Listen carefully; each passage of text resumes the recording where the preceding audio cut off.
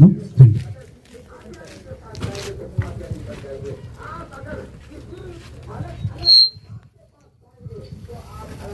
ప్రార్థన చేసుకుందామండి. కళ్ళు మూసుకుందాం.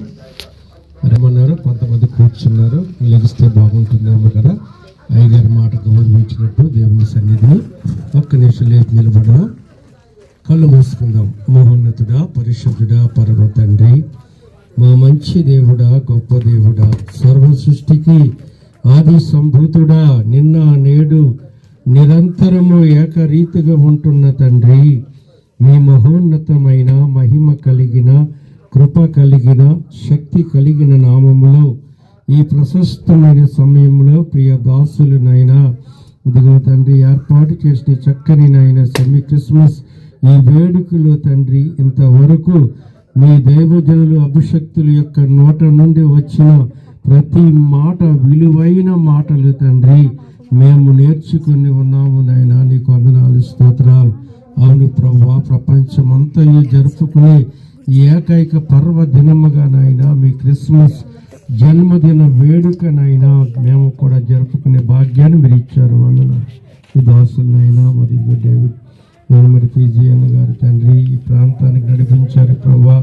ఎంతో ప్రయాసాలతో తండ్రి ఆహార నిశలనైనా వారు ప్రయాసపడుతూ ఇక్కడ పరిచర్య కొనసాగిస్తూ ఉంటుండగా రాబో దినాల్లోనైనా ఈ పరిచర్య మీ కృపలో దీవించబడును గాక.